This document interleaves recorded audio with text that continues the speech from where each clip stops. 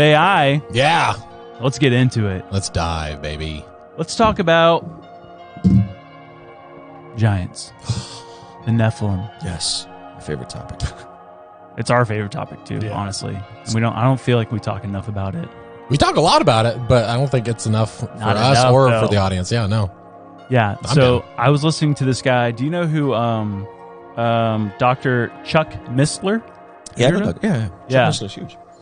I asked Nate Henry from Blurry about him, and he's like, yeah, he's like the grandfather of Nephilim talk. He Really? passed away in, I think, 2009. Oh, But dude, he was talking about it, all the UFO, Nephilim connections, like way back in the day. He's a believer? Oh yeah. Yeah. Yeah. And I listened to one of his his seminars. lectures? Yeah. On Spotify, and it was called Return of the Nephilim. And that came out in 2002. And dude, he was already talking about like the UFOs and like it's gonna like there's gonna be more disclosure and like all this stuff, and you're just like, this is wild. Yeah. But some fun stuff that I heard about when he was talking, I never knew this, but he said that supposedly, I don't know, it probably wasn't all Native Americans, but when they held up their hand, they said how, Yeah. you know, like the Peter Pan, Yeah. you know. He said that they did that because they feared the 6-finger man. Whoa. So like the Nephilim, the 6 fingers, 6 toes. And so they raised their hand and said how, and the other person was supposed to raise their hand to see if they had 6 fingers. Is the 6 fingers a thing? Yeah. Yeah. I didn't the know about Nephilim. I guess I didn't Yeah. know that. Yeah. Wow. 6 fingers, 6 toes on each hand. So 12. Strange. Yeah. Okay. I thought that was really interesting. Yeah, that'd be terrifying. Yeah. It's just like me, just like them taking like way too long. I'm just like, Yeah. Stop moving. So what are you thinking about all this alien stuff going on? Yeah, we were talking about probably some of his work back in like 2002, 2003. I remember my buddy Jason Broom, who is now like a showrunner, all that kind of stuff. But he kind of discipled me when I was new to the faith, and he brought me a book about like the Nephilim in the Bible and this being an explanation for aliens. yeah. And so we were having these conversations a long time ago. So I think it's the most logical conclusion to it. The part I wrestle with is, it seems like around the time of Noah that they were supposed to be killed off. Yeah. Right. Yeah, then they The flood. That was the whole Right. point of the flood. Yeah, then they pop up later, and I'm like, what the heck? Yeah. What's going on?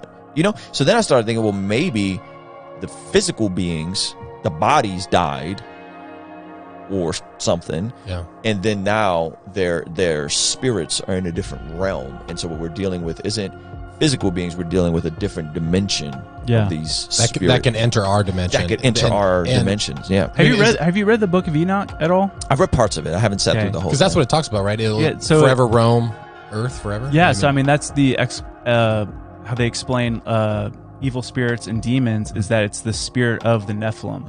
So they died and they became these wandering spirits that are always hungry, always thirsty. But we have dived into this topic of like after the flood. It does seem like, I mean, because you read like the Exodus and Joshua, like they encountered giants, you know. But there's stories from like Mexico, like the Aztecs, of just like these giants, the story of these giants, they actually escaped the flood by either underground tunnels or building the pyramids and like the Aztec pyramids and stuff. So it's interesting. It's like, And it says like Noah was the only one who's righteous. I'm trying to go right now to like the original word for righteous and like what it's referencing, but if there was like a purity implied, and again, this is speculation right now. Like I'm not, that's not even speculation. Like there's a translation that just said that Noah was without fault.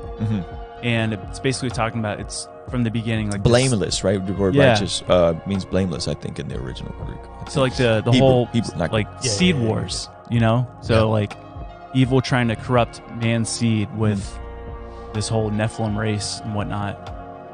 And it's like we talked about a lot about when Christ talks about his return of it'll be like the days of Noah, and like what did he fully mean by that? And I'm fully convinced that it's going to be like the days of Noah, which is the Nephilim, all the weird stuff that's going to start appearing again.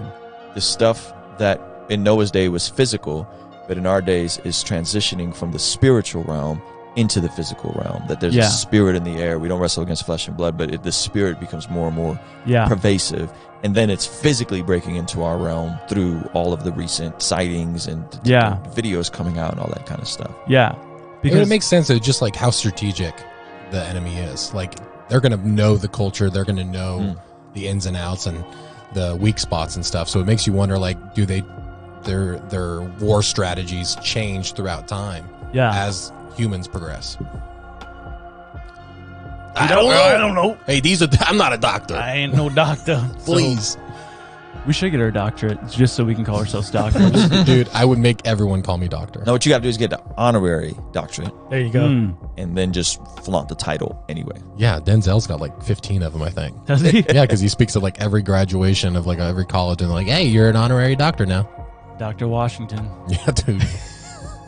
Denzel, save